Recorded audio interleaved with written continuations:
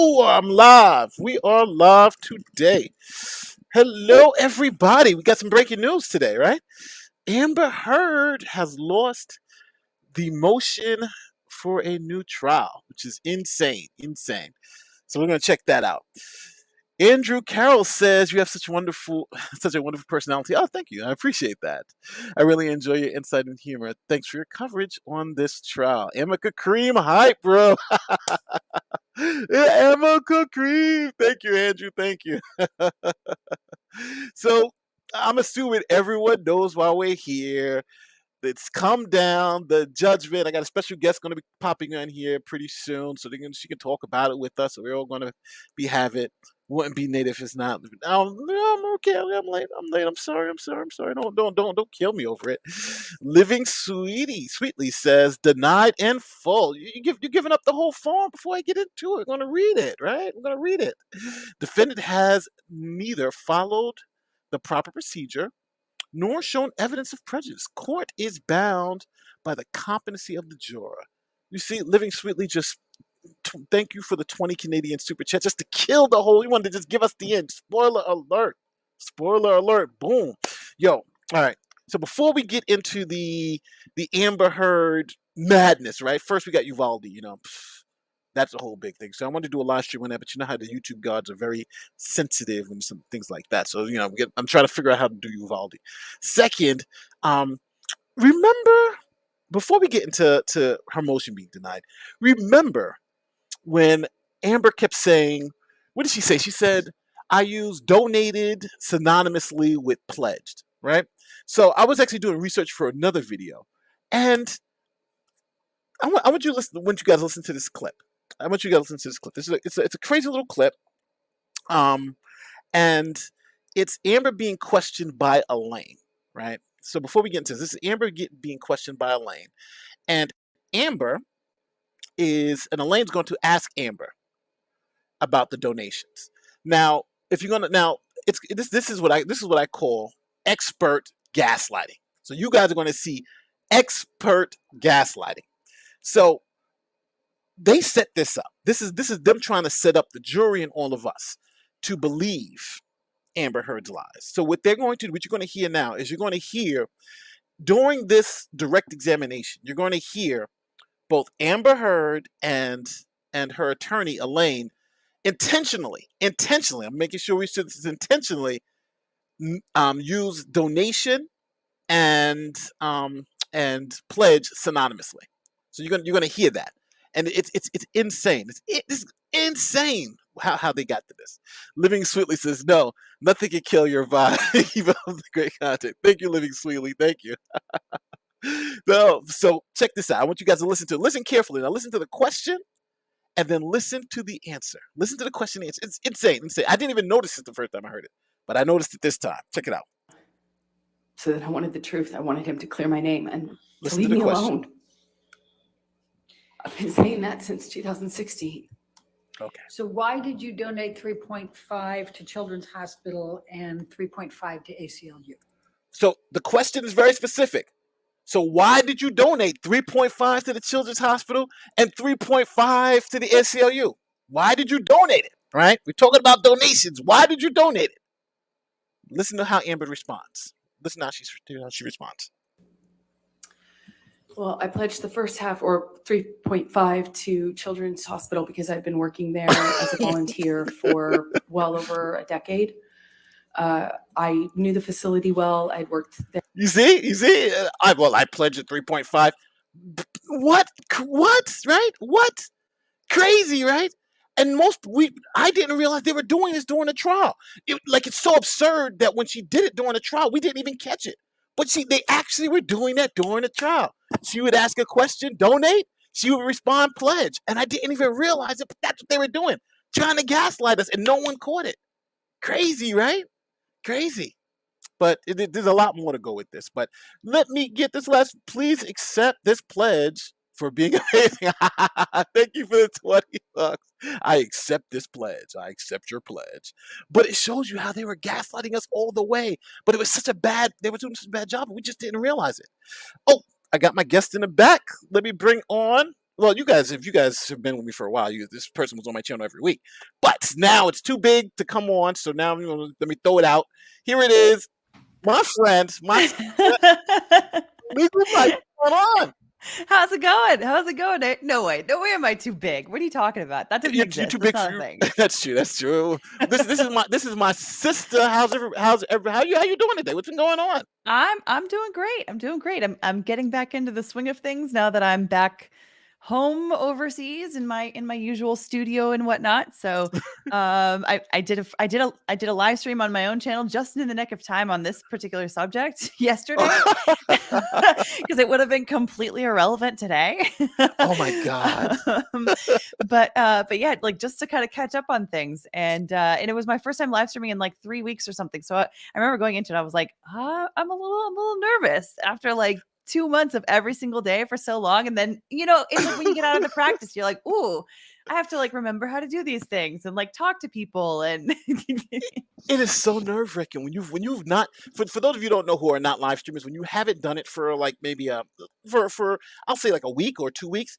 It Mhm. is like it's that nerve wracking because you're coming to talk to thousands of people, and it's just so nerve wracking just to make sure are they still going to like me? Am I still do I still have that same energy? It's well, again, it's just my mind. My mind just races 1,000. So it's like if you take a little time not to do it, then it really, really starts hammering you. So It does. I'm with you, sister. I'm with you. But you were doing great things. You were on honeymoon. You were getting married, so you were all good. Yeah. You weren't I suffering had like my us. So. excuses. Well, listen. Thank you, Sean from Myers, for the 49. I really, really appreciate it. Thank you for the super chat. I definitely appreciate the generous super chat. I did want to ask you though. So how is married life now? It's been a couple of weeks. We've done. Don't be like Johnny Depp and Amber Heard, right? Don't get the divorce. I No. don't want to hear 18 months. We're talking about what happened in Australia. How is married life so far? A 15 month long marriage that ends up with litigation that lasts like 3 times that. No, it's been good. It's been really good. I mean, we've been legally married for over 2 years now. So it's Mhm. like it's like we've been living that married life, for a while already, but it's just like what I explain to people is that like it feels like doing the whole traditional big wedding day where you take your vows in front of your friends and your family and like your tribe essentially. There's something about it, regardless of whether you have a religious ceremony or a secular one. There's something about taking those vows in front of your whole tribe and celebrating and having that full investment in that one day that kind of makes it feel like everything, like you've just sort of closed that loop. Like there was like a ring that wasn't quite fully closed, like we just fully closed it, and it was like a almost like a recommitment to our vows from a couple of years ago. But Yeah, my wife wanted to do something like that, and I'm like, all right, we got to figure out how to do it. But yes, it's I'm like, we got to spend more money. I already spent money marrying you. Now I got to spend more money 15 years later. Yeah. So let's get to the news of the day. The news of the day. All right. So we just watched the gaslighting, and it was amazing how I didn't notice they were actually gaslighting us during the trial with that whole during pledge versus donation thing, where Elaine was asking donated and she was responding, yeah, I pledged it. I was like, oh, I didn't even realize they were doing that during the trial. But it's just Oh yeah. fascinating to see that they were gaslighting us the whole way, and we didn't even really notice it. Well, Yeah. I'm not sure. Did you notice it? Did you notice her I mean, her mixing it? we, that became a pretty common joke though, right? Like pledge equals donated. Yeah. And I mean that's really where it came from. But I mean, but you're right for realizing that it's like we're essentially being gaslit by them by having that very smooth like in conversation, like, oh yes, of course this means this. Yes, of course those two are equal. Yes, of course. That it's when it's in the context of a direct examination, obviously that person is not being challenged by the person that's asking them questions. So it's a Yeah. lot easier to slide that in than it would be in, for example, cross-examination. Oh yeah. Oh yeah. Oh yeah. So we have two things to talk about. Let's talk about first the motion being denied, and then we'll talk about some of the insurance things going on, and then we're going to get out of here because we can't be here for too late, people. I got two kids who's supposed to be in camp. One has got like a fracture on her leg. The other one has no. got a sympathetic fracture to the leg because, the little one is like, oh my God, my leg is hurt too. I'm like, there's nothing wrong with your leg. But essentially I got two kids with two broke legs. One is like a sympathy. It's crazy, but it's a kid thing. So I'm running back and forth taking care of them. So, Aw. but let's get into this craziness. All right. So here is Judge Ascarati's order. Now you're just seeing this, right? Because when I text you, you were like, "Yo, did it come out?" I was like, "Yes, yes." Yeah, and then I hopped on Twitter and I was like, "Oh yeah, I guess it did happen." Okay. Yeah, no, it came out. Now it's funny because usually these things take a little. I expected this to take a little bit more time. Like they had just really replied, like maybe a couple of days ago. So I was like, "All right, mate," but it seems like Ascarati was like, "I'm not having it. It's over like quick. I'm not. We're not gonna. We don't. I don't need a week, right?" So Yeah. let's get into it. All right, so this is just a caption that says, "Order. This cause came before the court upon defendant Amber Laura Heard's post-trial motions. After review of defendant's post-trial motions, plaintiff's opposition, and the relevant statutes and case law, it is therefore ordered as follows. Defendant Amber Laura Heard," I like how they use the middle name, "post-trial motions 1 through 6 are denied for the reasons stated on the record." Now, when I read that, this is because I'm assuming this is the second time, like the 1 through 6 were all the stuff that they had said during the trial, and they just kind of wrapped it up in a post-trial motion and said it again. Is that what you're getting here too? Yeah, that's what I'm thinking. Yeah. So it's kind of like, I've already spoken to these. These have already been decided before. You guys said them again. So for all those reasons that are already on the record, I'm denying it. So it's like, why do I need to write it all up again? So then the judge goes on. Defendant Amber Laura Heard's post-trial motion 7 is likewise denied for the reasons stated below. So that was the juror 15 thing. How did you feel when you first heard the juror 15 thing? How did you feel? I mean, of course, it's a load of bull crap, right? Like, and I was just gonna say, like looking at what the paragraphs are gonna say. I haven't read that. This is my first time seeing this. I feel like this is where Judge Ascarati is like, all right, now we're gonna roll up our sleeves right here. We're gonna lay it on. gonna explain a few things to you, Elaine, and that's because it's the whole juror 15 thing is it's a desperate gasp of air, like trying to find something to claw their way out of this verdict. But it's completely desperate, and it's not based in any kind of fact. Obviously, like they're making all these suppositions about like, oh, like we think that this is the wrong guy, and obviously this is the wrong guy. You can tell just by looking at him. And the response from Depp's team was just perfect to be like, oh, that obvious. Okay, if it's obvious, you knew on day one. Why didn't you say anything about it, biatch? Yep. Yeah. If it's so obvious, that means you obviously had to know. It was so obvious. So why'd you hold it for so long? It's insane. It's insane. But let's continue on with just Ascarati starting to throw some shade. Here comes the shade. I'm here for the shade. I'm trying to do it. Well, I can't do it in Ascarati's voice because Ascarati's she has a unique voice. So I'm gonna do it in my law school voice. The purpose of voir dire is to obtain a fair and impartial jury. Voir dire is necessary to ascertain whether any juror has an interest in the case or any bias or prejudice in relation to it, and that he, in fact, stands indifferent to the cause. The summons juror, the summons issued to juror 15 listed his legal name and address, and no birth date was noted. Now, I think this is important because when you have a household, and I've been saying this, if you guys have been watching my streams on this issue for the past like 2 or 3 streams, you'll know I kept saying, and generally when you have a household like I'm a third, I'm the Nathaniel Brody the third. My father's a junior and my grandfather's senior. But when you have a household, if you have, the senior and the junior in the household, and they both have the same last name, juror summonses sometimes come without, Nathaniel Brody Jr. or Nathaniel Brody Sr. It just comes Nathaniel Brody. And they don't generally have birth dates on them. They generally just have the name and say, hey, you got to show up.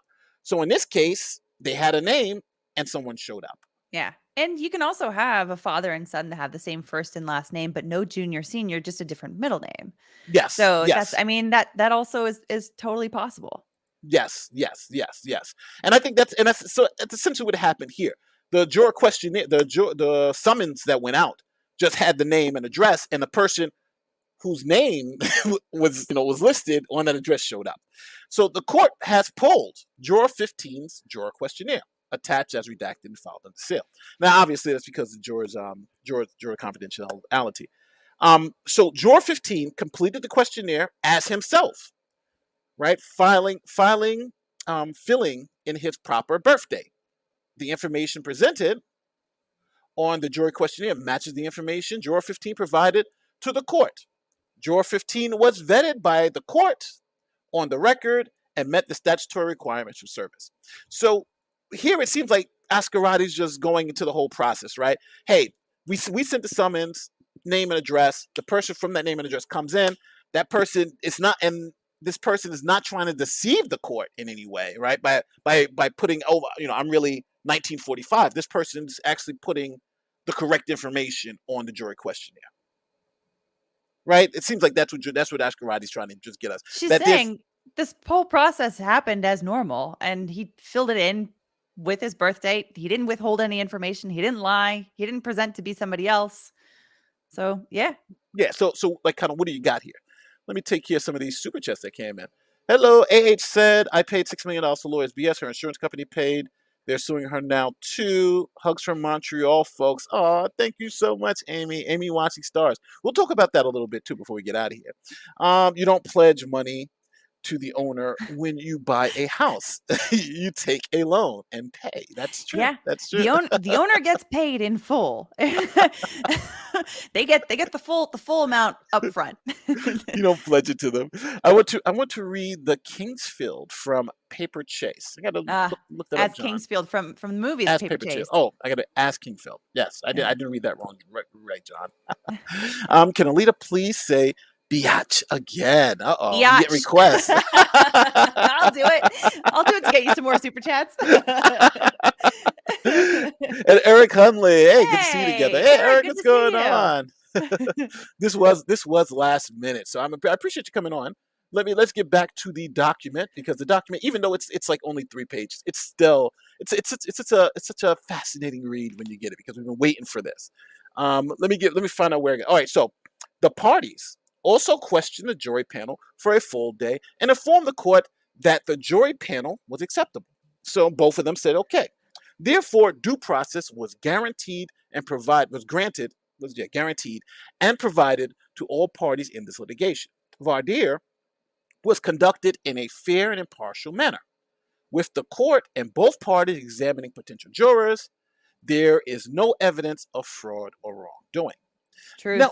No, it's interesting because, like, I was watching some other legal commentary, not us obviously, but they were saying that how this was like there was some type of chance here because it was the wrong juror, and that there may have been a mix. Did you hear any of that coverage from like the media? About the possibility that this could actually end up throwing out the case? Yeah. I saw it. I saw it on Twitter, but I didn't see it anywhere else. I mean, I didn't look for it anywhere else really. But I did see some of that. But that's not the full legal analysis. I mean, when you look at the Virginia Code and you look at the case law, the relevant case law, it's pretty clear that kind of an issue, you can have even more serious issues. I mean, I went through some of the case law on my live stream yesterday on it, showing that, I mean, you could have a case where the juror in question had a relationship with opposing counsel because opposing counsel was representing that juror on a separate matter at the time. And neither of them spoke up when opposing counsel, when the other counsels asked all of the jurors, like, hey, do any of you have a relationship with the opposing counsel? No one spoke up, including the other attorney. Wow. So in that kind of a case where they didn't object ahead of time before paneling the jury, and then afterwards they didn't make a showing that had somehow prejudiced their client, too bad, so sad, you lose. So that's a much worse situation, I think, than a case like this where you might have mistaken identity, which, by the way, no one made any kind of even an accusation that either of the two individuals who could have sat in as juror 15, the father or the son, no one made any kind of an argument that one of them would be somehow disqualified or had some kind of a legal disability from sitting on the jury. They also could have had a legal disability, and if they didn't show prejudice, there's more case law on that. So Yeah. it's just like, this isn't the worst possible situation as far as juror issues and paneling a juror or paneling a jury, but it's not the worst situation. And given that, in worst cases, they also were pretty much aligned with what's going on here. Yeah. 1,000%, 1,000%. And like you said, it you have to show in some way how this wronged you. And here they didn't show. They showed, hey, this happened, but they never really showed how it negatively affected the outcome. Here the next paragraph further. The defendant was provided the jury list 5 days prior to the commencement of the trial and knew or should have known about the mistake the mistake at any time during the 7-week pendency of this trial. Now, I think the judge is just taking it straight from Depp's response and just saying yes, because remember, Depp's response was like, well, in the moment of candor, right? In this rare moment of candor, they finally tell us the truth, and the truth is that anybody would have known at the beginning. And I think Judge Ascarati's like, yeah, that's true. They should have known, right? And they got the list and they got the name, so it should just be clear what's going on. I do like the fact that that you do see that those arguments do work. They didn't fall on deaf ears. Yeah.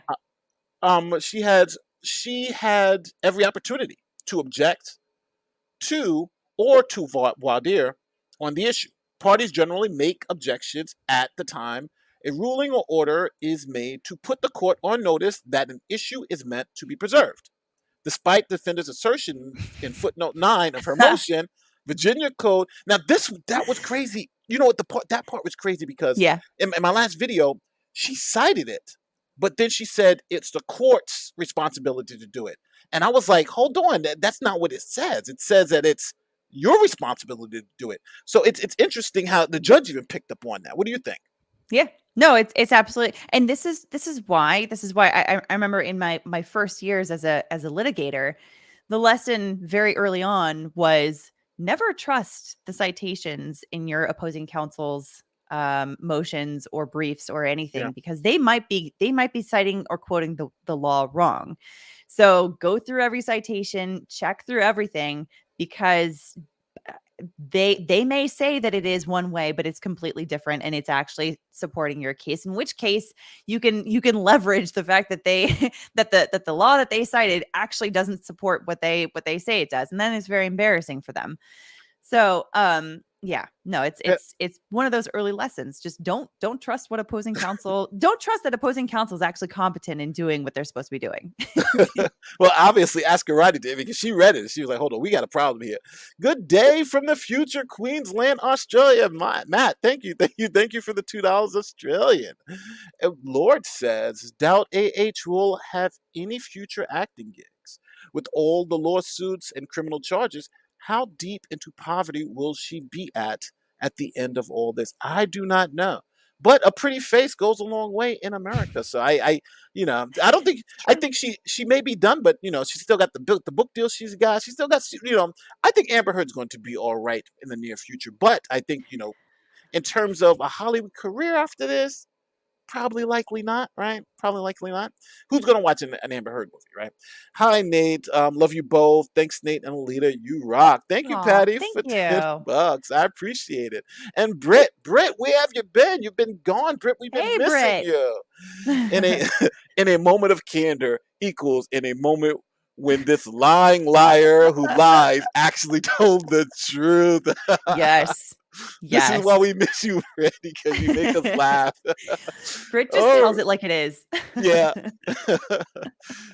So here we go. And so any error in the infant. So now the judge despite the defendant's assertion of footnote 9 in her motion, right? So now the judge says, let me put the law here. It says any error in the information shown on such copy of the jury panel shall not be grounds for a mistrial. This is like says it right there, or assignable as error on appeal. And there's a big and here.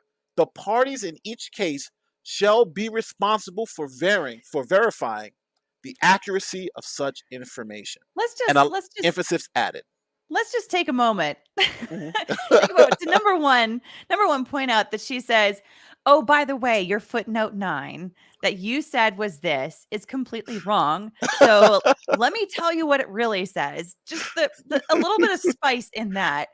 And then number 2, to add that emphasis of like, oh, no. This is not the court's responsibility. Thank you very much. Even though you're trying to make it look like it is, you biatch.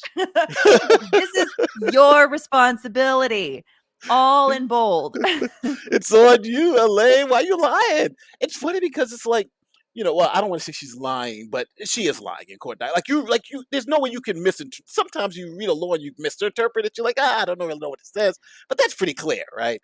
It's their responsibility. And it's never a good look to try to tell the judge it's your fault. Oh, like either your fault or your admin's fault or your clerk's fault. You know what I mean? Like it's never a good look because then you just look like you're Amber Hearding your way through and you're just blaming your errors on everybody else around you improperly. Especially when it's your fault, right? Because this is like a double whammy. It's not only it's not even their fault, it's actually your fault, your responsibility. So it's like, Yeah. Oof, hello from News. It says AH team hypocrite as juror is client on another AH team hypocrite as juror is client on another case. Oh, so I think that's responding to what you were saying earlier about the juror client. Thanks, M, for the 179. Greetings from New Zealand. Thank you, Silencio Steve. I appreciate it. Nice. And turn down the gain on your mic, Nate. Audio is too hot. All right, let me turn myself down on my mic. Give me 1 second, because I was hearing it, but I didn't think it was that hot. All right, yeah, it is a little hot. All right, so I'm turning my mic down. StreamYard, you got to fix me up. There we go. I know Mic should I'm be a always little having bit mic better. gain issues. Yeah, but it's like because I was hearing it, but it didn't come. It wasn't coming off as too high. But then I kept seeing it spike, so I was like, you know what? I'll just lower it just because I was going to lower it here. Also, Lord, let her go back to stripping. Oh my God. Oh no. Also in the chat, someone's saying that NBC again is going back to they're having Elaine again tonight for an interview. Ooh. So apparently she's going to interview. That'll make some interesting reaction comment for everyone to look at and comment on, right? We're going to have more content. When the media does one thing, it's like we have to respond. If we don't, we can't let them have the last say. That's true. But they had the disaster of the interview. The first interview was a disaster with Amber because it didn't really get anywhere. And it's interesting because they were selectively striking channels. Like there were other channels who had played the full interview, the full 1 hour interview was up on their channel. I had mine up with commentary. They struck that one down. The one I talked about, they they were taking all that money. So I'm like, all right, you can have it, whatever. Wow. But yeah, that interview, weren't the ratings like something like the worst ever? It was like some like horrible number they got for the ratings for that for her interview, the Dateline one with Savannah. That was NBC, right? Yeah, that's NBC. It was. Yeah. Hold on. Yeah. No, I heard that they were, and actually for me, because I was like out for the weekend, I couldn't live stream it, but I pre-recorded it. And so I had the ability to go through the copyright process. They demonetized, they didn't strike it, but they did demonetize it. And then finally approved it. And then I was able to upload it. Oh, so you did have to go through it because the thing is after you upload, if they hit you with the copyright strike, you got to wait 30 days. And by that time the video is done. So they know what they're doing. So, but at that time I had made whatever 1 or 2 days worth of money. So I was like, all right, whatever. They got me, but it is what it is. All right, let's get back to this piece. I got some more super chats coming in, but we're going to go back. All right, so here we go. So now we are at the part where we're saying where she is now, Judge Ascarati has just cited the law, right? Because they were saying it's your responsibility, and they're like, no, it's not my responsibility. It's your responsibility, not ours. So that's where we're at. We're at that part. Here we go. Let me pull this down real quick. It says, Oops, pull it up. Here we go. So emphasis added. Consequently, defendant as well as plaintiff had an affirmative obligation, and that's important, affirmative obligation, to ensure the accuracy of the information provided for the jury panel. A party cannot wait until receiving an adverse verdict to object for the first time on an issue known since the beginning of trial. The issue has been waived. Whoop. So what this is telling me is that she took the Depp's team's argument hook, line, and sinker. Like this shows me they won the argument on paper, because this essentially was their argument. They waived it, right? Because they knew from the beginning, right? So it seems like Judge Ascarati was just like, yo, it's over. It's over. And the fact of the matter is, I do think in their papers they did make that strategic error by saying it was so obvious, right? By saying it was so obvious, they did essentially admit that they knew that it was that the person sitting there wasn't the person called, right? Does that make sense? I wonder if anyone back at their offices, like when they were drafting up that motion, if anyone like stopped to think about what their argument would actually look like, because they may have just been like, "Oh yeah, of course, let's go on with the strongest argument that we possibly have." That like no one stopped for like a gut check, basically, to say like, "Hang on a second, hang on a second, how can this be used by the opposing side?" Yeah, no, it's I think, yeah, but you know, I hate to say this, but I don't think Elaine's law firm is really the best in terms of that. Like, we're talking about C-level work here, especially like just the stuff that she writes, the stuff that they did in court. You know, I do want to take out Rottenborn, because I think if Rottenborn had Johnny Depp's case, I think Rottenborn kills. I think Elaine is still the same. No matter how great her case is, I think she's still the same either way. But I think Rottenborn with Depp's facts, he kills. But I think with Herod's facts, he stumbles. Does that make sense? I talked about this. Yeah. You're right, and it's in the oratory performance. It's in the written performance. You know, in the briefs, the motions. It's in this last example, the fact that they had a supplemental motion added to it like a week later.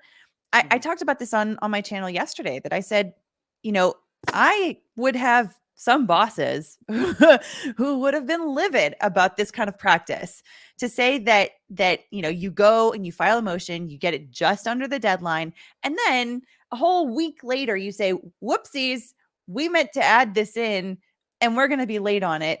And it's just like, even if both of them were before the deadline, it looks sloppy. It looks like the right hand doesn't know what the left hand is doing, and it looks like you turned in some half-baked work.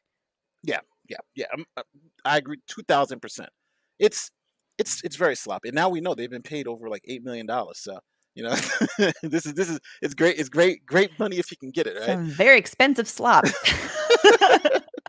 Deanna says, I would love to see the first draft of the order. Did Judge A actually type all the things she wanted to say? No, she did not. You know, she probably was like, I can't believe I have to type this. Judge will be like, you're messing with the wrong Marine here, Miss Heard. Booyah! Blaze Monger. Jen says, have you looked up Elaine? She's this hot shot award-winning paragon in her field. I mean, how? But don't forget, in civil litigation, you don't really have a lot of trials, so she could be a hell of a negotiator behind the scenes. But when it comes to actually practicing and getting out there and talking to witnesses and things, that's a whole different ball of wax. Yeah. And so you could have somebody getting millions of dollars for some people, but then on the opposite and not getting anything, you know? But that's why I would expect the writing to be better. I would expect the motion practice to be better. Yeah, that's true. The motion practice. Because every civil litigator has to write. You have to write the entire, like, from day one of being a baby lawyer. You have to.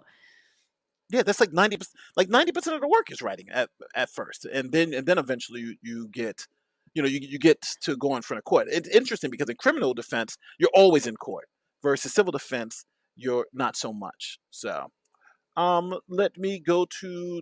Oh, I'm sorry. Let me finish reading this one. This one is Frederick. Why did AH? Hold on. Did I fully read the last one? I make sure. I feel like I didn't fully read the last one. Oh yes, so we did. Sorry. This is Helen. Is it Freck? Freck. Why did AH never mention she being an offer of physical abuse in the recordings when KD accused her of being physically abusive? Would have been a normal response. Why did AH never mention she being an offer of physical abuse? I'm not sure. I'm not sure. I don't understand this. Do you So understand this? I'm wondering if maybe they mean like why didn't she deny it when he accused her? Yeah, maybe. I'm not sure. Uh, Or wait, KD. Who's KD? Maybe JD. uh, Maybe they maybe meant JD. JD. That's yeah, I think that's a typo. So I, Yeah. but I think I think I get what she means. She's saying when why didn't AH never mentioned she was being, I don't know. I don't know. I'm thinking the natural reaction would be like if somebody says you did something you didn't do, you'd be upset. But they're saying that that's not what happened. So Yeah. sorry. Judge A said no more please. Thank you, Victoria, for the $5. Yeah, she definitely said more please. Elaine just doesn't know when to. I can't read that on screen, but we know what it means. STHU. Thank you, Steve. Britt says she lost the best days of her stripping being with JD. Will this be the next lawsuit to be spawned from this case?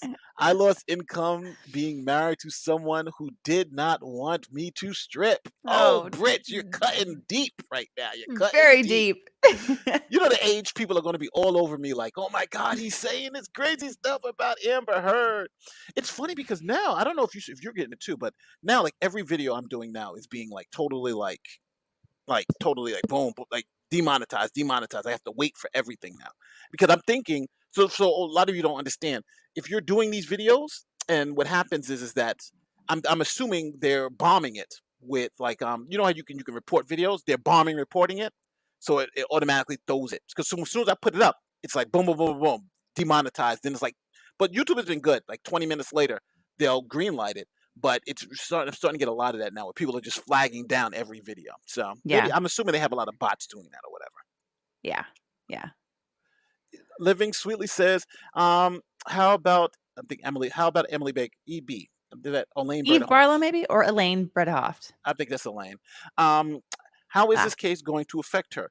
The misleading in court, unethical behavior, fantasism of the client. Well, you know what? She's got 6 million. She got 8 million reasons to dry her eyes and make it mad and and make it all right, right? 8 million reasons. So, and we'll look at that. We'll look at how we know how much Elaine got paid from this trial. We are still on that. So, let me get back to this because we haven't even got finished getting through this. So now we know.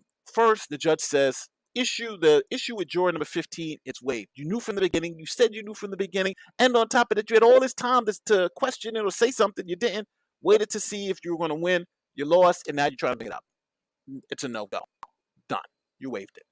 So then the judge, because this judge, she wants to get a little snarky with it. She's like, you know what we're going to do?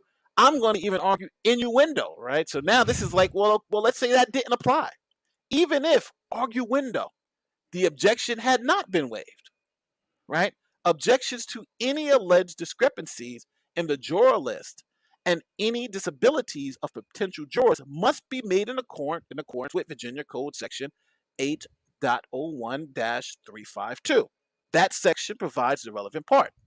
Quote, unless objection to such irregularity or disability is made pursuant to subsection A herein, and unless it appears that the irregularity was intentional, or that the irregularity or disability be such as to probable as let me read that, or disability be such as to probable cause injustice in a civil case to the parties making the objection, then such irregularity or disability shall not be cause for summoning a new panel or juror or for setting aside the verdict or granting a new trial. So, essentially, the irregularity has to be intentional, or you have to have some probable cause that let's say you had to know like if this juror wrote on the juror questionnaire 70, like he was 77 years old or something like that, right? That he was like a big Johnny Depp fan. There's got to be something more than just this. You have to provide some substance. What do you think?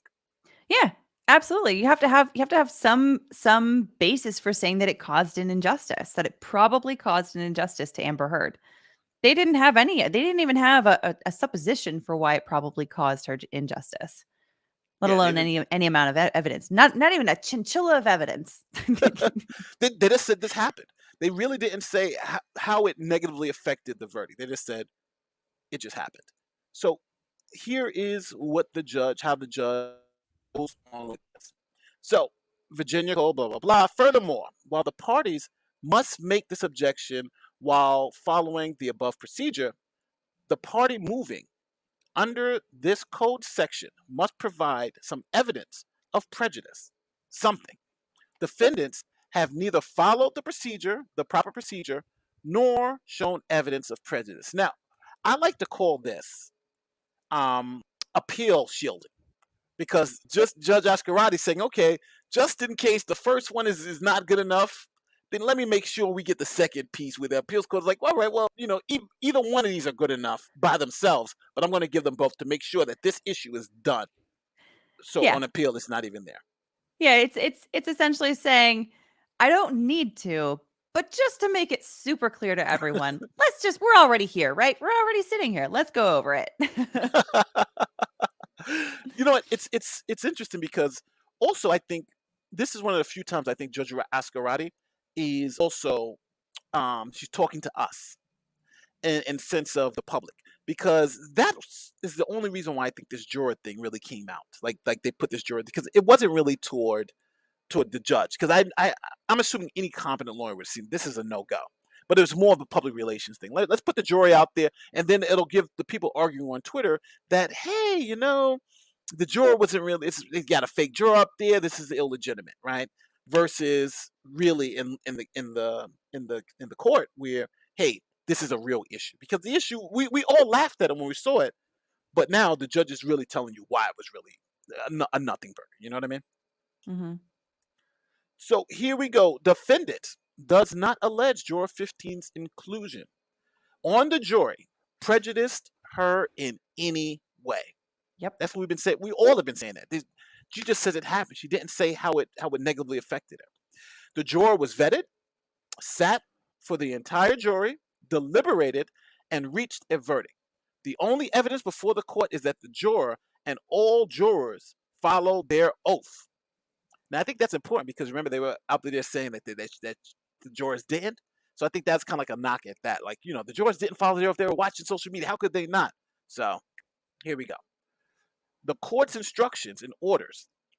This court is bound by the competent decision of the jury. And as she puts this footnote, signed Judge Escarati, and puts this footnote, the footnote says, noting that the possibilities of prejudice are not sufficient to overturn a jury verdict, and the orderly administration of justice should not be overturned absent a clear showing of prejudice.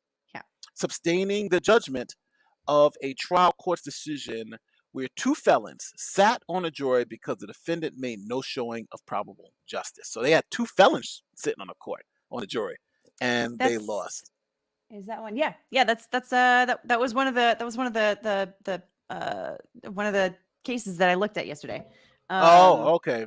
It's yellow yeah, cap where court. they had a legal disability, meaning that they were felons, meaning that they're not eligible to sit on a jury at all. And there were two of them on one jury, and both of them lied about being felons. So, I mean, yeah, that's a pretty seemingly egregious case, especially in comparison to this one. But this one, she got like this was like a murder. Like this had no hope of winning. They're like, you're not, this is done. This is done. Like Oscarati wasn't even trying. 1 through 6 is done, because we talked about that already. And this number 7, let me just give it 1 page, just to let you know that it has no hope of even going on appeal. So, so now they're going forward. Well, let me get some of these super chats before we talk about going forward.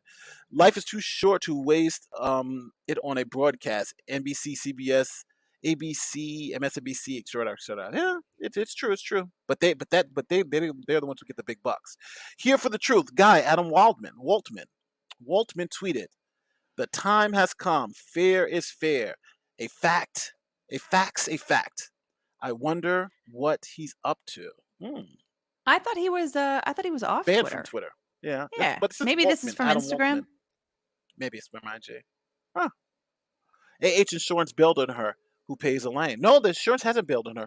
One insurance company bailed her. We'll talk about it in a second. And Nate Delora, good news. The judge now has unsealed 45 trial documents. Now, this is important because Elaine was fighting so hard to get these trial documents to keep these trial documents sealed. I don't know what's in them, but whatever's in them, she doesn't want people to see. So I'm just right after this. I'm gonna go check on the kids, which are sitting right here, which are really good, and then I'm gonna go run and check on these because this something's in there that they didn't want anybody to see. So, but for those of you who don't know, during the last in person court appearance, they had talked about this, and it was like, well, since the case is over, we can unseal all these documents. And Elaine was arguing that they shouldn't be unsealed. Did you hear about this? I did, and I was just thinking, this may very well end up a perfect example of the Streisand effect, where they fight very hard to keep something private that maybe they shouldn't, and that only increases the amount of interest in that thing. So now you've got a lot of people that are going to be like, all right, let's go through and scour all of this now that it's all open to the public. Let's go check it out. What are you so afraid of, Amber? What you so afraid of? And this is just like the what's it called? The insurance company, the Travelers versus New York Marina. Like how many people have looked up that lawsuit now because it has all these juicy details about the case in it. So it's crazy. It's crazy. Uncivil put, we have depth content forever. Well, we have these 45 pages. It all depends on what's inside them. But I'm curious to see. They made me curious. Can AH claim ineffective assistance of counsel? I don't know. I don't think so. What do you think? Yeah. I don't think it really takes a lot to get there. I mean, just because someone is making poor arguments doesn't necessarily mean that they are being ineffective counsel, because that for all we know, these arguments could be in some respect directed by Amber. She might be saying, hey, I don't care what you say, I need you to keep fighting this, or something along those lines. That there could be some communications that we don't necessarily know about, or what have you. Yeah.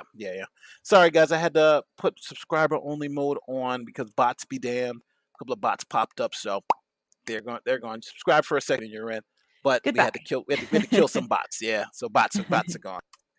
I believe Amber knew she was going to lose this case and is hiding assets in her daughter's names, especially when the daughter was born a month before the original trial start date. That's an allegation I have not confirmed nor denied, cannot confirm or deny. So, if you got some proof of it, I would like to see it, but we'll see. It won't be the first time parents, try to hide assets when using their kids. Nate, I heard you like men. I do. That was, you weren't here, but we had like I don't know if you had the rush of Amber bots. We had like a rush of Amber bots, and they were all just typing the same thing. Nate loves men. I was like, okay, yes, I love men. Yes, and then it changed from Nate loves men to Nate hates Nick, then Nate's this, and it was just all crazy. But that's it was like, but it was great though. I was like, the bots should come back because we were having like so much fun, like bringing saying the stuff that they were saying. But the bots are gone. Yeah. Regarding NBC, sounds like social media was very biased hit piece. It is a documentary on what the verdict means for the future of DA cases. What do you think about that? Because that's what they've been pushing. They've been pushing this because Amber Heard loss, domestic blank cases are now, it's always believe men, and all women are going to be under this umbrella of not being believed. I personally don't agree with that, but what do you think? I don't agree with that at all. I think we take each case as it comes with the facts that are brought forward, and we come to different conclusions based on those results. Anyone that is afraid that we're going to like categorically just be anti-woman for all of these cases, anti-domestic violence survivor is not paying attention because, I mean, also Johnny Depp is an example of a domestic violence survivor. So that's an important point. And this is a perspective that is not very often taken when it comes to these kinds of cases, at least in the public discourse. So this was a very, very sort of new thing that a lot of people were looking at for the first time. Like, oh, men are also often domestic violence Victim. survivors. And I've got to tell you, I went to the doctor when I was back in California because I had a cold, and my over worrying mother thought that it was pneumonia, and so she insisted that I go get it checked out. It was July 4th. Everything was closed. Anyway, long story short, I ended up going to one of the very few places that was actually open. There was a man there that was in his pajamas, completely bloodied up, describing to sheriffs what had happened to him by his partner and how he thought that he was about to die that morning. Oh, wow. And it was like, I was like, holy shit, this is it. That's right here. This is that's what that could have been. This is insanity, but it exists. It really does. And it was crazy for me to see it not just on a screen, but like in person, as I was, someone else that was waiting to be looked at and whatnot. But it's real. It's real. And for some people, it is a very life-threatening experience that they have. But let's even keep it more real than that. She was believed. Like when she first came out with the story, she was damn sure she was believed. I believed. I was like, my God, Johnny Depp is doing this to him. This is crazy, I loved her in Aquaman.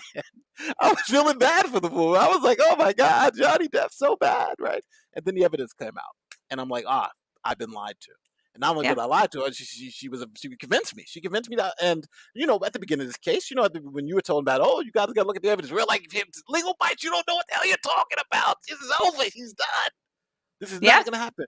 But the evidence showed what it showed. So this whole thing about it's going to hurt victims, I don't think it does. I don't think it hurts victims at all. I think it hurts liars who try to pretend to be victims. Those are the people that are getting hurt by this. But for true victims, no, because she was believed. She was believed all the way until that jury verdict. There's still people believing her now, even after all this evidence comes on. So, it's a great talking point, but it's just not the reality of what actually happened. Right. Thank you, Kathy, for the $5. I appreciate it. Sidebar, Elaine. Elaine. Laura says, hey, Nate, remember on Saturday I told you I had jury duty. They didn't need us. We all sat there all morning and were sent home. So disappointing. You know what? It may be a good thing because you won't want a 6-week trial like this because God forbid work, vacations. But hey, next go around. Good luck to you. And yes, I remember. I feel bad because sometimes I do want to be picked, but then other times I'm like, please don't pick me. Please don't pick me. And those are the people they usually pick, the people who don't want to be there. Why? Well, you'll never be picked. Like, number one, already, because you being a lawyer. Now, number two, you being a lawyer who's on YouTube who comments on trials. There's just absolutely no way that you or I are ever going to end up on a jury. And it is like, I am so sad about that. It makes me so, so sad. Because I've never been on one and I've always wanted to. Well, I did have a case which I was third seating. It was a third seating. It was a homicide case. I was third seating in the Brooklyn DA's office. I was an intern at the time, and it was a Batson. So for those of you who know what Batson is, we had what I like to call reverse Batson, where in Brooklyn we have a lot of people of color, but we don't have a lot of white people who come to jury service. But so this time we had a jury, all black people, and the defendant, who happened to be a black attorney, she was striking all the white jurors. So then the prosecutor, who was the first year, the prosecutor at the time, he stood up and he was like, hey, I want a Batson challenge. She's striking all the white people. So the Batson challenge came, and what a Batson challenge is that now you have to give a reason why you are challenging all the people who you challenged who happen to be white. So they gave the reason, but then one of the reasons was kind of like shaky. So then it was like, well, we only had 2 white people left on the panel. One happened to be an attorney, and one happened to be a guy, but he had like a planned vacation. So the judge was like, all right, well, you're gone, And then the prosecutor was like, well, I'm not going to strike this last white juror. And so the defense Oh, couldn't strike the wow. last white juror. And we had one white juror who happened to be an attorney. And she was just so upset. She was like, how could this happen?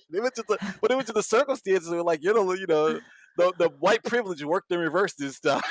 Now your ass is stuck on the jury. That's It was a murder wild. case. And yeah, it was a murder case. The guy got convicted. But it was just weird how this attorney got on because it was like we needed one white person. There was the only white person left. That's I guess that would be my one chance of getting onto a jury. Is if some weird thing like that ended up happening. Thank you guys for breaking this down. Thank you, Lisa R. John O'Brien. I'll see you in the chat later. Last thing Age wants is to go for non-effective assistance counsel. Yes, ineffective. Breaks privilege, and Elaine would do anything to protect her firm. Yes, because that is Now, Elaine's firm. that's something that 8.66. would get very ugly very quick. Only 127 likes. With the F, push it now. You please push the like button. Help me out just a little bit. Push the like. I'm not even asking you to subscribe. I'm just saying push the button. Push the like button. Hell, push the dislike button if you want. But to give me some engagement. Just some kind of engagement. Yeah. Amber can always get money from being a dancer. That's true. That's true. Wasn't that what she did before? Rumors, right?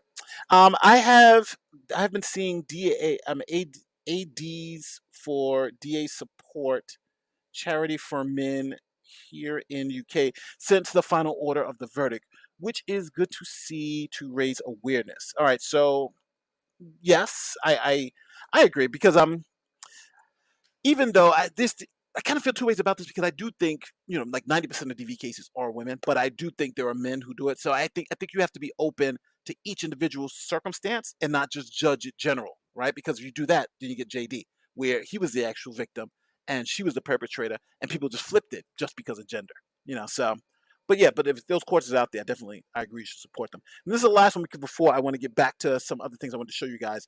This is a way this victim. I can't read now.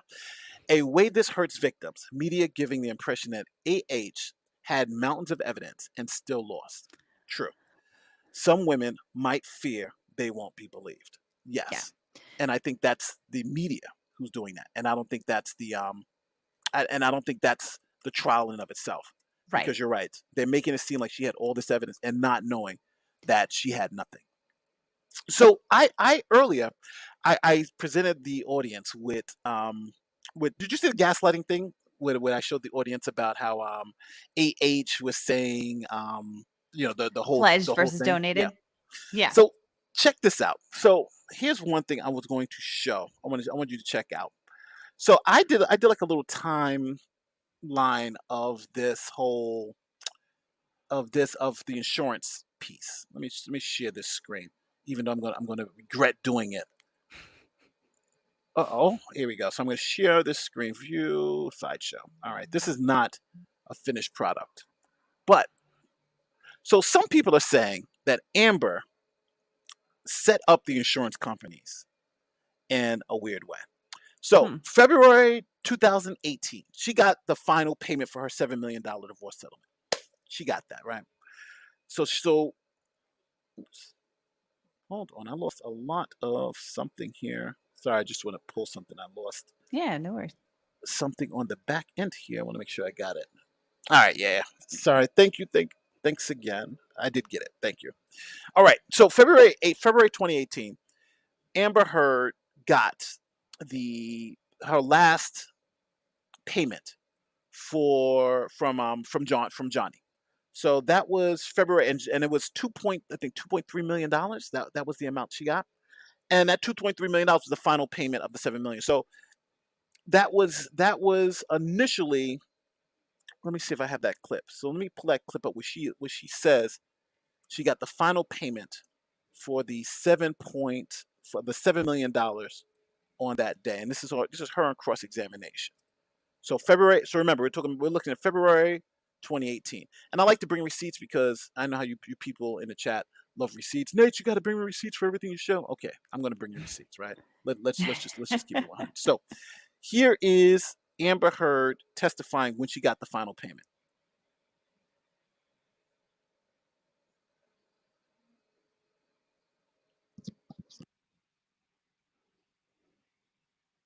So we know she got. So now when we go back to that other one, oops, sorry, I didn't put it up.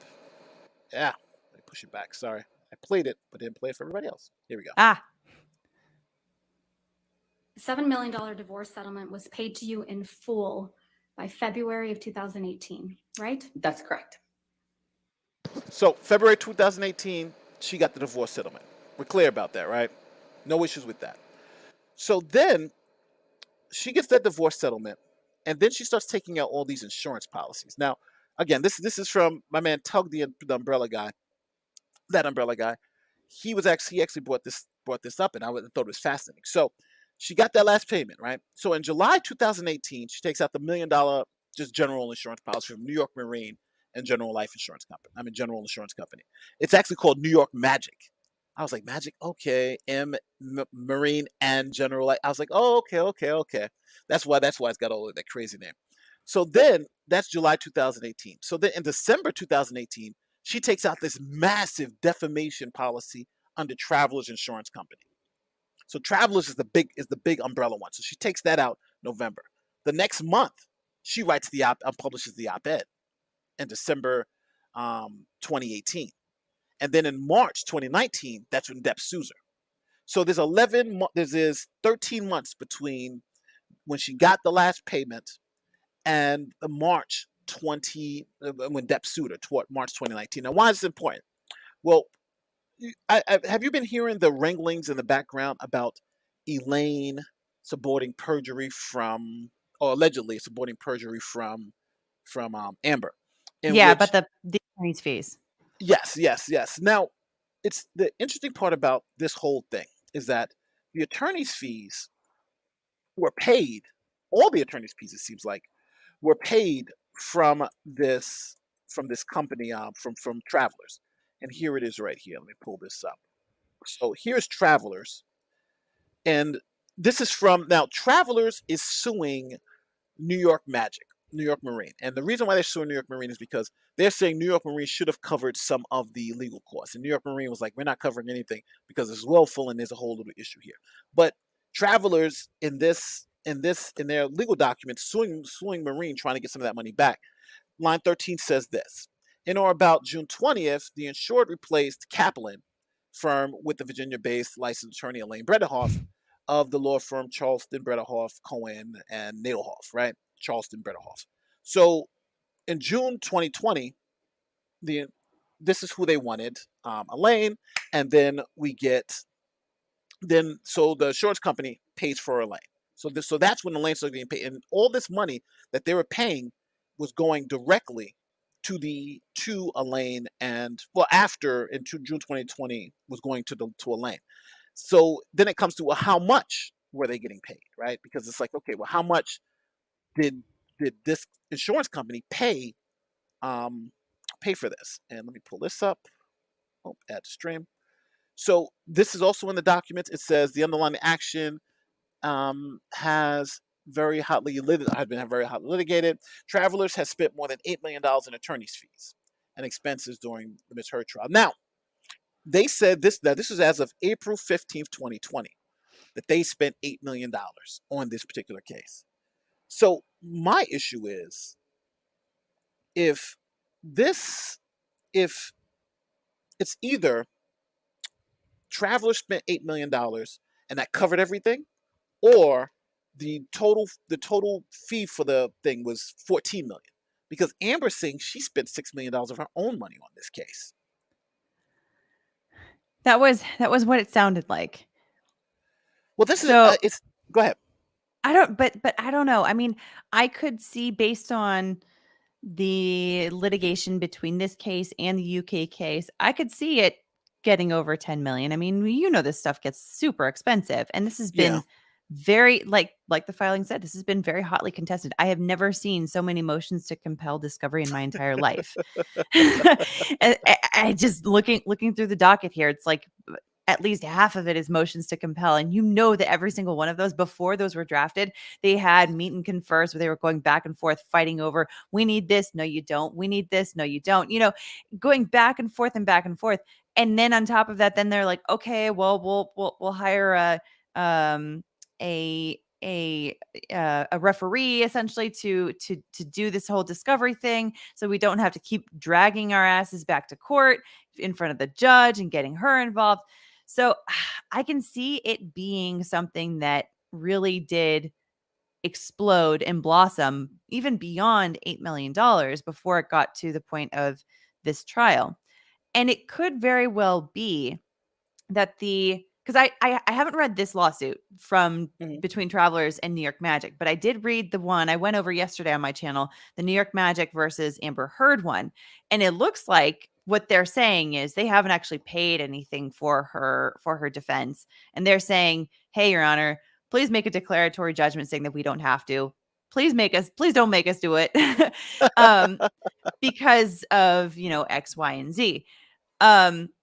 Which leads me to believe that there is a possibility that maybe she was paying some of those fees on her own as sort of a stopgap measure, thinking, well, I'll be paid back later on, but it's not a guarantee, right? I mean, that New York Magic lawsuit shows that it's not a guarantee because of the fact that they may have done an analysis ahead of time and been like, Amber Heard and her team, they may have said, okay, you're supposed to be getting paid back by New York Magic, but that's not a guarantee because if you end up losing and you end up losing with the jury finding actual malice and finding all this intent all over the place here with this defamation, they may have an out in not having to pay you back.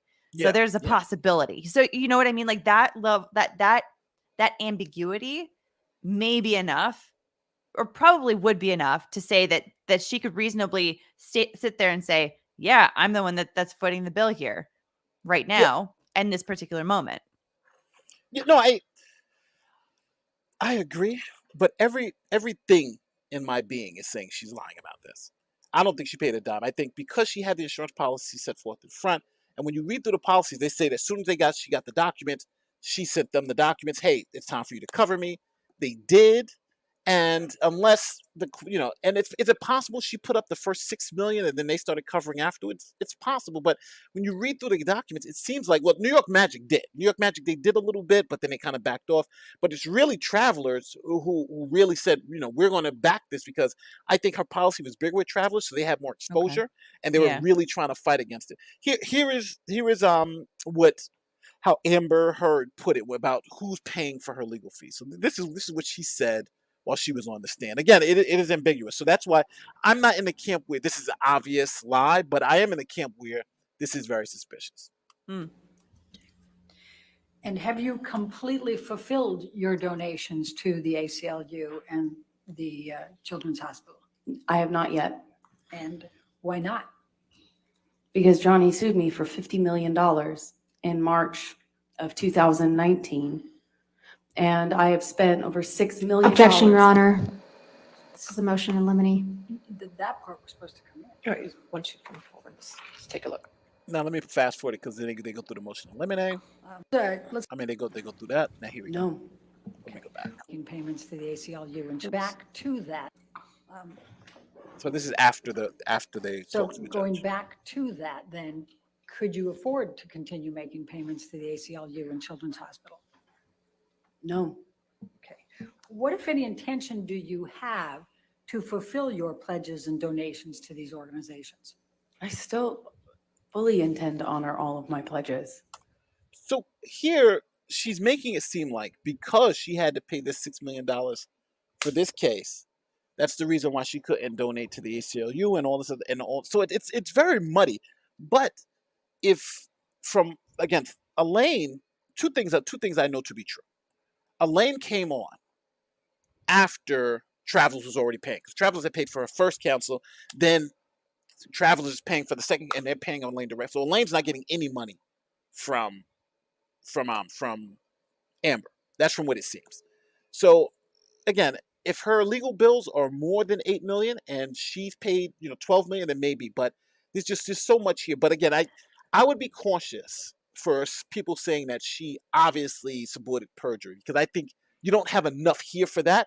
But I do think you have enough here where you can say, okay, well, maybe since they put it at issue, how much did she pay for legal fees? Because I don't think it's $6 million. I think the $6 million is BS. What do you think?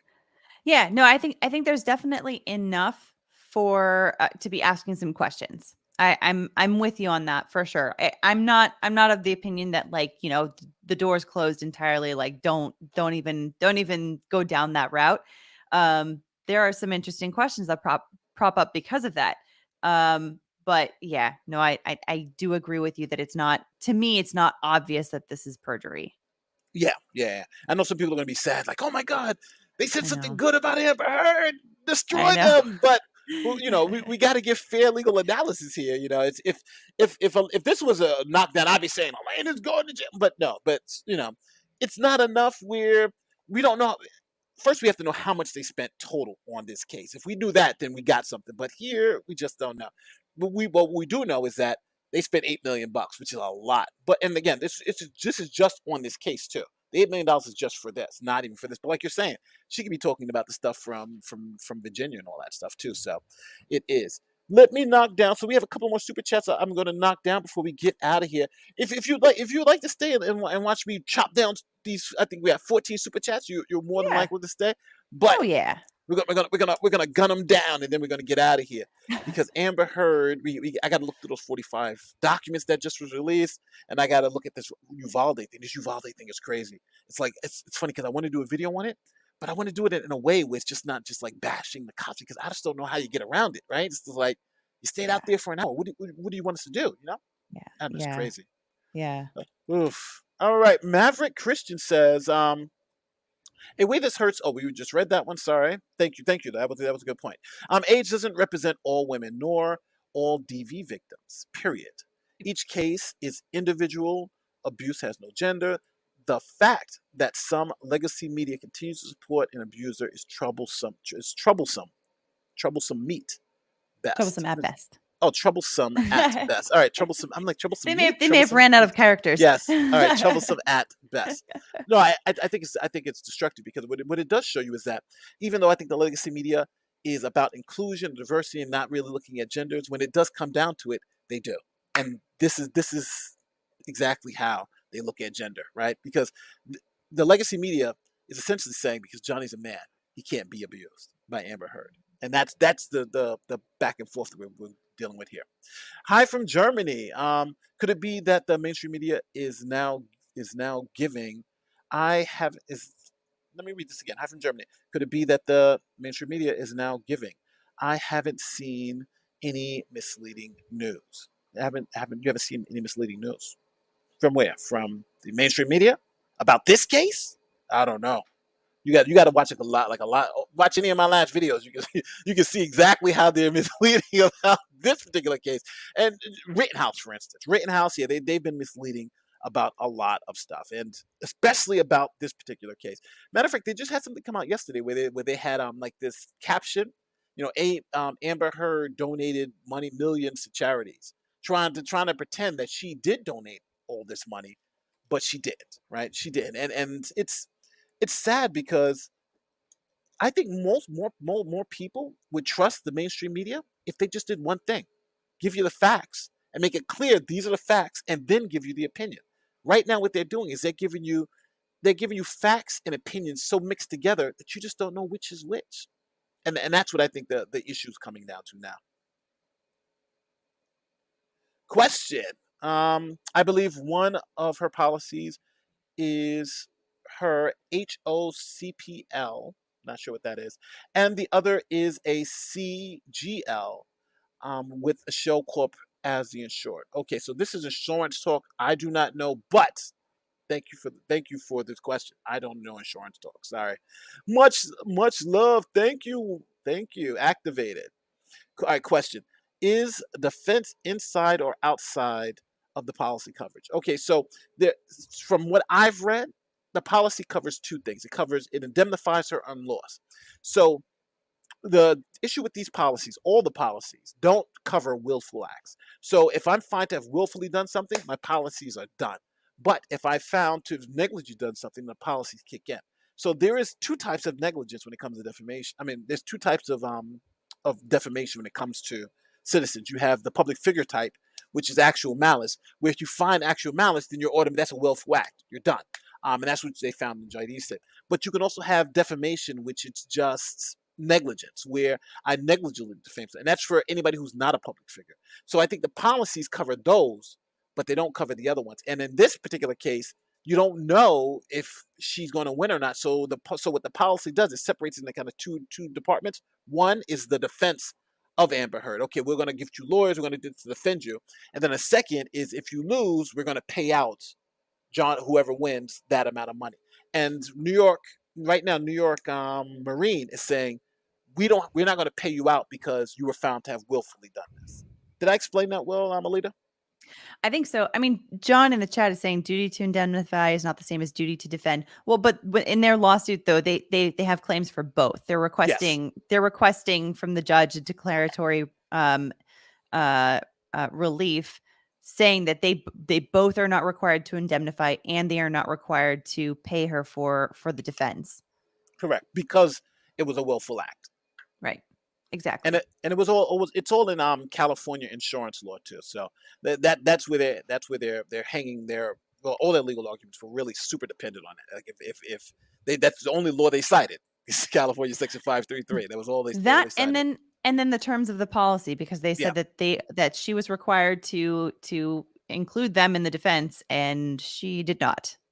Yeah, for Marine. Yeah, Marine. Yeah. I didn't think she liked Marine, but Travelers allowed her to pick her own defense team. So that's why I think she was more happy with Travelers than because Marine was kind of like, we want to kind of be more involved in it. Like, no, it's not. Shadow of Steel says the important thing to ask about the insurance policies is, are they just renewals of existing policies or brand new policies, because that matters. These are brand new policies from what I've been saying. Go ahead. Yeah, no, that's an interesting question to ask, because if she's just generally always had these kind of policies for a long time, then that's like, okay, that's just your normal run of the mill. But if in fact she is, she did just buy these right before, it does seem a little fishy. Before. Yeah, it was for the Travelers policy was a year, and it was a month before. So, but they did what they needed to do. They paid the $8 million for their defense. So, when was the first email exchange with the ACLU for the op-ed? I'm not sure. That's something I have to look up. I don't have enough time to look that up. That's something I have to look up. Man, MAN space N. Nate. AH may have had the insurance policy for years, but only the policy covers the time period for defamation. Policies renews annually, but there are no reason to mention other policy for years. That's true. That's a good point. Very good point. So she could have had these policies for years, for all we know. But from what I've been reading from the court documents, they tell you when a policy starts and ends. So I'll look at because they do put the policy in the Travelers versus Marine. They put the policy there, so you see both our policies. So it's not like it's hidden. So I'll check out the policies to see if there was a renewal or if there's a new policy. Does this effectively end any legal stuff from Heard? No. Alita, tell them why. Because she still has a chance to appeal.